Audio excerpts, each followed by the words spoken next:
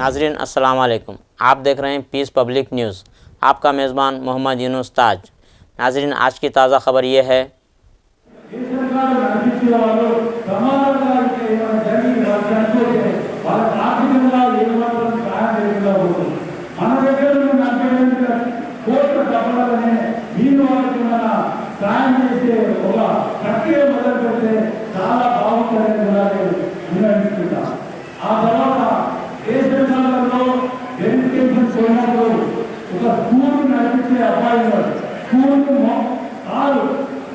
పిల్లలు తీసుకుంటే స్కూల్లో స్కూల్ నుంచి అది బాగా తీసుకోండి ఆయన కూడా నెలకో కట్టాలని ఆయన పేరు మీద కాలం అని ఆయన డిస్పాలిటీ చేసి అటువంటి చిన్న చిన్న స్కూల్స్లలో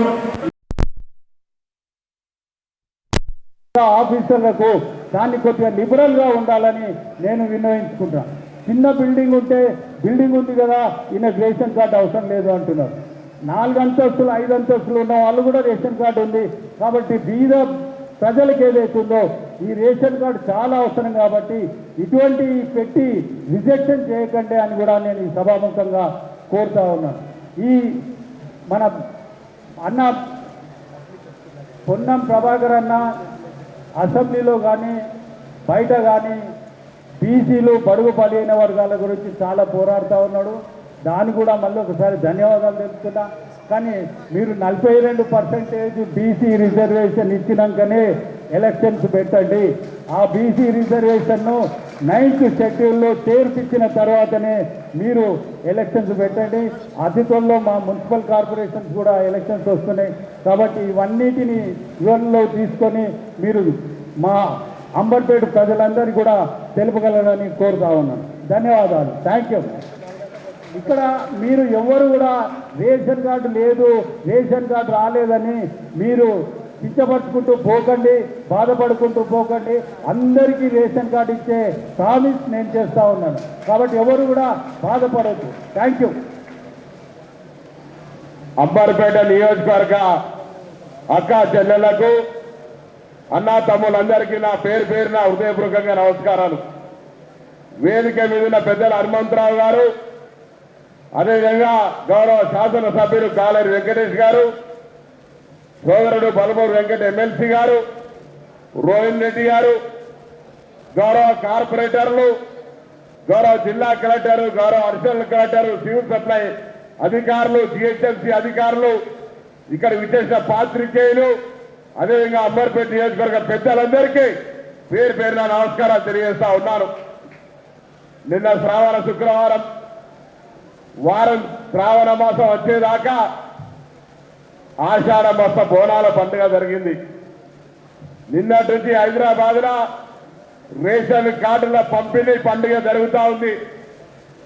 55,000 రేషన్ కార్డులు హైదరాబాద్ లో ఈ ప్రజాపాలన ప్రభుత్వం రేవంత్ రెడ్డి గారి నాయకత్వంలో రేషన్ కార్డులు ఇచ్చే ప్రక్రియ నిన్న ఖైరతాబాద్ నియోజకవర్గంలో, కంటోన్మెంట్ నియోజకవర్గంలో, జూబ్లీ హిల్స్ నియోజకవర్గంలో చేసుకున్నాం.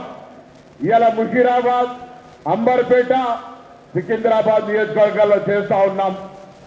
మిగతా 9 నియోజకవర్గాల్లో కూడా ఈ విధంగా రేషన్ కార్డుల ప్రక్రియను కొనసాగిస్తూ హైదరాబాద్ లో అప్లై చేసుకున్న వాళ్ళందరికీ అర్హత బట్టి రేషన్ కార్డులు ఇస్తా ఉన్నాం.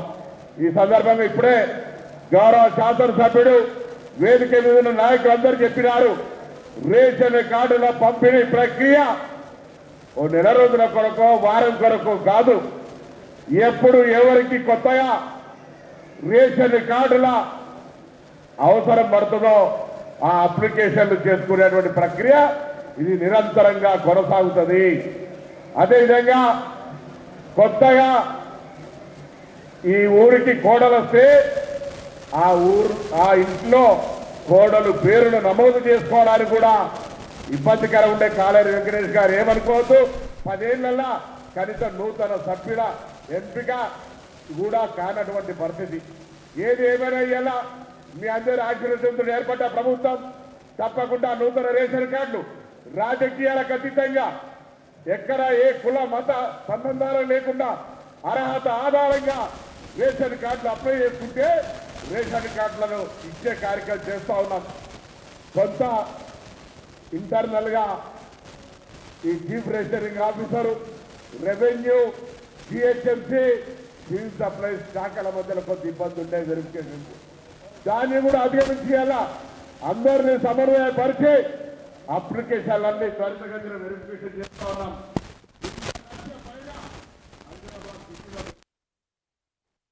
కొత్తగా సర్టిఫికేట్ కావాల్సినటువంటి వాళ్ళే దాదాపు ఇంకొక 2 లక్షల కార్స్ వెరిఫై కావాలి.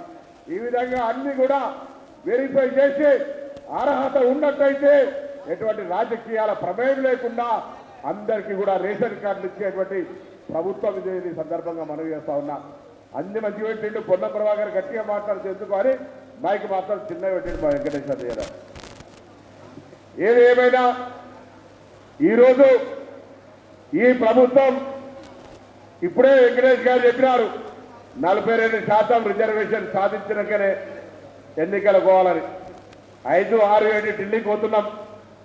నేను వేదిక ద్వారా మేము కూడా అందరి ముందు ఆహ్వానిస్తున్నాం, మీరు కూడా రండి ధర్నాల. ఇదే పలైన ఆనాడు తెలంగాణ ఉద్యమం కోసం ఏ విధంగా అయితే అందరూ కలిసి జాయింట్ యాక్షన్ కమిటీ ఏర్పడి పార్టీలకు అతీతంగా తెలంగాణ సాధించుకున్నామో, ఇవాళ కూడా ఈ ప్రభుత్వం చిత్తశుద్ధితోటి కామారెడ్డి డిక్లరేషన్ నుంచి చట్టం చేసేదాకా, చట్టం చేసిన తర్వాత గవర్నర్ గారు ఢిల్లీకి పంపేదాకా మేము చిత్తశుద్ధితో పనిచేసినాం. ఇవాళ ఢిల్లీలో ఉంది, మీకు కూడా తెలుసు. నాకు అర్థం కాలే, ఇలా గౌరవ బీజేపీ అధ్యక్షుడు ధర్నా చేస్తా ఉన్నాడు. ఈ ధర్నా ఢిల్లీలో చేయాలి. గౌరవ అంబర్పేట మాజీ శాసనసభ్యుడు ఇలా కేంద్ర మంత్రి పోయి ధర్నా చౌకుల మంత్రి ఐక్యతలో ధర్నా చేస్తా ఉన్నాడు.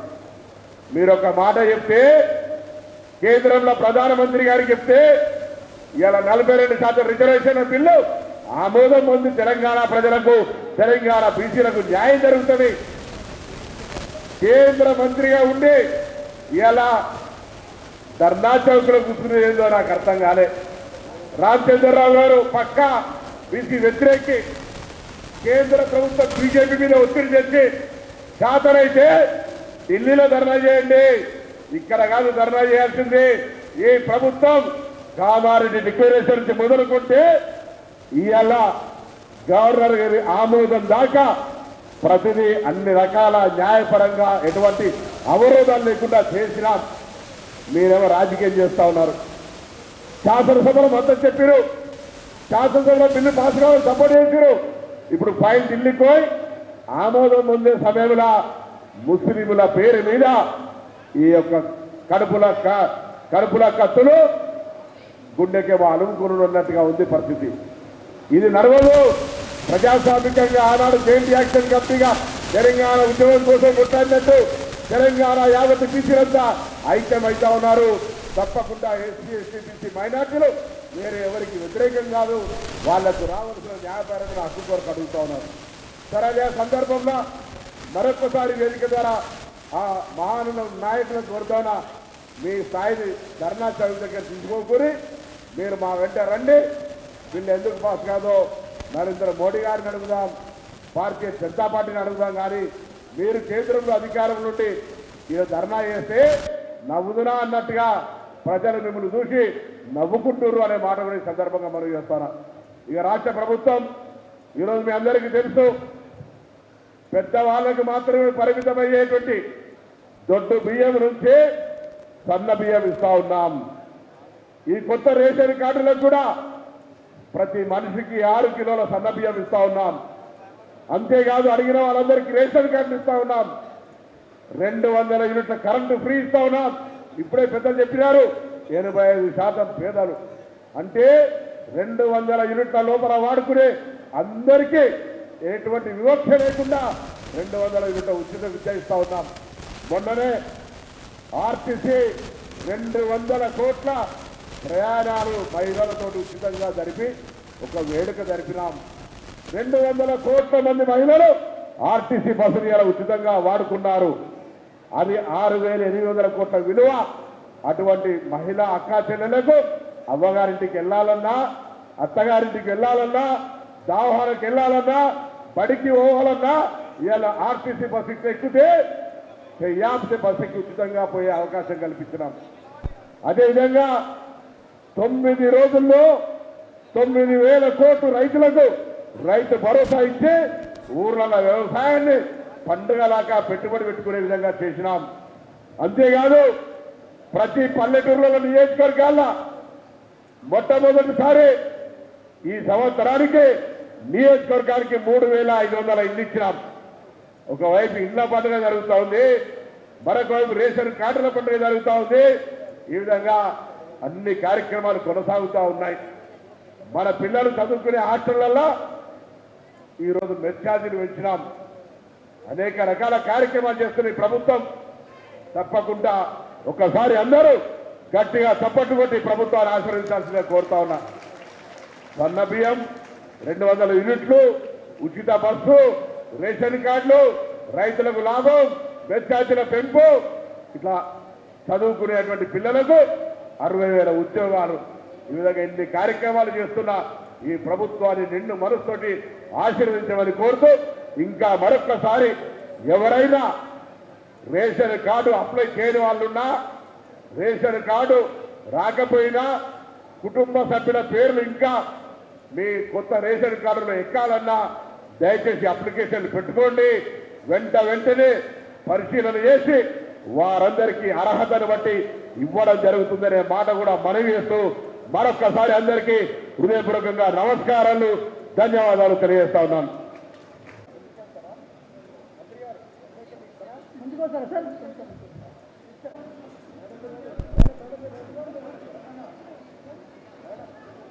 నెక్స్ట్ వడ్ల శ్రావణి.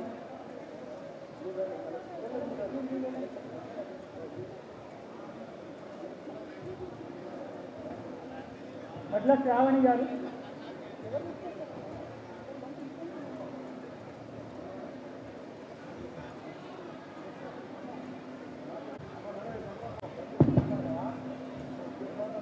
అందరికీ నమస్కారం.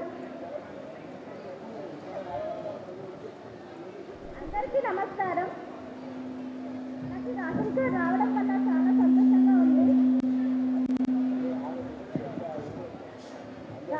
రావడం వల్ల చాలా సంతోషంగా ఉంది. నేను 6 సంవత్సరాల నుంచి రేషన్ కార్డుకి ట్రై చేశాను, కానీ రాలేదు. ఇప్పుడు రావడం వల్ల నాకు చాలా హ్యాపీగా ఉంది. రేవంత్ రెడ్డి గారికి చాలా థ్యాంక్ యూ. శ్రావణి గారు.